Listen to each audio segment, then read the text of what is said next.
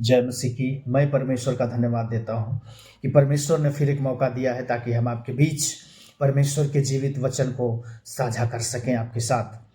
आज मैं एक स्टोरी आपके बीच में शेयर करना चाहता हूँ।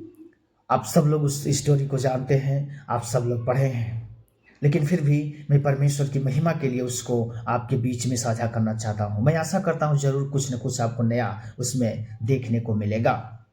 तो यहाँ पर हम देखते हैं मत्ती 25 अध्याय से ही ये भी कहानी है। यहाँ पर हम देखते हैं 25 का 1 से 12-13 तक।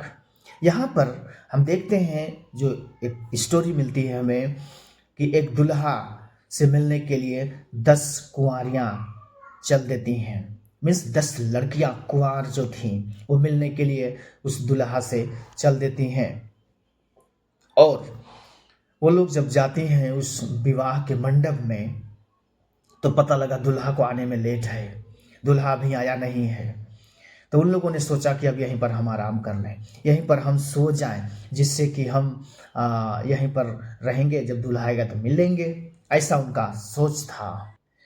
और हम देखते हैं कि जब दुल्हा आता है उस टाइम पर करीबन रात में, आधी रात के टाइम लिखा है कि बड़ी धूम मची, एकदम हलचल मच गई। बोला क्या हो गया? बोला दूल्हा आ गया, दूल्हा आ गया। सब लोग खड़बड़ा के उठे और अपनी मसाले जला लिए। लेकिन एक बड़ी ट्रेस्ट की बात यह है कि जो 10 कुंवारियां थी उसमें से 10 के पास मसाल थी, लेकिन 5 लोगों ने अपना एक्स्ट्रा तेल लिया था और 5 लोगों ने तेल नहीं लिया था। जब दुल्हा आने में लेट हुआ तो 10 का मसाल जलता रहा और जिनके पास तेल था वो तो फिर जब खत्म हो गया तो डाल लिए, लेकिन जिनके पास तेल नहीं था उनका मसाले बुझ गई लिखा है। मसाले जब बुझ जाती हैं तो उन लोग फिर मांगने लगती हैं कि दीदी भैया हमको भी तेल दे दो। तो बोलती हैं कि अच्छा होगा कि तुम बाहर से खरीद के लाओ, हमारे पास तेल अब नहीं है एक्स्ट्रा, ताकि हम तुम्हें दे सकें। वो लोग अपना तेल नहीं देती हैं और वो 5 कुंवारियों को तेल नहीं मिलता है, जिस कारण उनकी मसालें नहीं जल पाती हैं। और वो लोग उस दुल्हा से मिलने के लिए एकदम तैयार रहती हैं कि कैसे अब मैं पहुंचूं, लेकिन मसाल में तेल ही नहीं उनके। सबसे बड़ी बात है उनका मसाल बुझ चुका है। और जो 5 कुंवारियाँ थी उनका मसाल जल रहा था, उनके पास तेल था और वो लोगों ने अपना मसाल लेकर के उस दुल्हे के पास चली जाती हैं। और जब दुल्हा आता है उसके बाद दरवाज़ा खुलता है मंडप, विवाह मंडप का। फिर उसके अंदर वो 5 जिनके पास तेल था, मसाले जल रही थी, उन लोगों ने एंट्री कर गया, अंदर चली जाती हैं। और जब तक ये लोग बाहर जाती हैं बाजार में तेल लेने के लिए, तब तक वो दरवाज़ा बंद हो जाता है। जब वो दरवाज़ा बंद हो जाता है तब हम देखते हैं कि फिर बहुत खड़खड़ाती हैं वो लोग दरवाज़ा, स्वामी हमारे लिए दरवाज़ा खोलें, हम आपसे मिलना चाह रहे हैं, हम आपको विवाह में शामिल होना चाह रहे हैं, स्वामी आप हमें दरवाज़ा खोलें ताकि हम अंदर आ सकें। वहाँ पर दूल्हा बोलता है मैं तुम्हें नहीं जानता, तुम कौन हो? मैं नहीं जानता कि तुम कौन हो, क्योंकि उनको तेल लाने में बहुत लेट हो गया था, बहुत देर हो गई थी। तब तक शादी समारोह सब समाप्त हो गया था। दोस्तों, इस कहानी से हमें एक सीख मिलती है कि हमारी मसाल या जो हमारे पास परमेश्वर का दिया हुआ जो सामर्थ्य है वो कंटिन्यू चलते रहना चाहिए। ये परमेश्वर मसाल जलाने का कैसे काम करता है हमारे जीवन में, ये वचन एक मसाल का काम करती है हमारे जीवन में।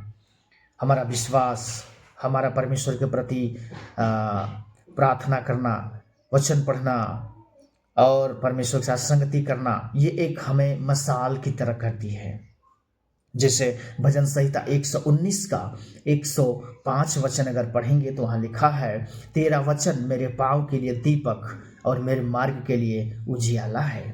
मतलब परमेश्वर का वचन अगर आपके अंदर में है तो आपकी मसालें जलती रहेगी। Praise the Lord. अगर आपका वचन में मन लगता है, अगर आपके अंदर वचन है परमेश्वर का, तो मशाल जलती रहेगी।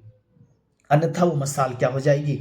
बुझ जाएगी और लोग फिर आप परमेश्वर से दूर हो जाएंगे। मशाल बुझने का मतलब होता है कि आपके जीवन में अंधेरा हो जाएगा, आप परमेश्वर से दूर हो जाएंगे। इसलिए तो यूहन्ना 15 अध्याय कहता है, तुम मुझ में बने रहो, मैं तुम में बना रहूं।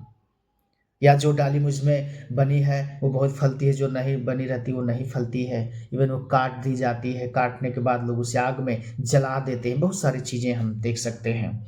लेकिन इस कहानी से हमें ये हम देखते हैं इस कहानी में कि जो 10 लोग थे, 10 हालांकि दुल्हा से मिलने के लिए जा रही थी, बहुत उनके पास जोश था, उमंग था ताकि दुल्हा से मिले।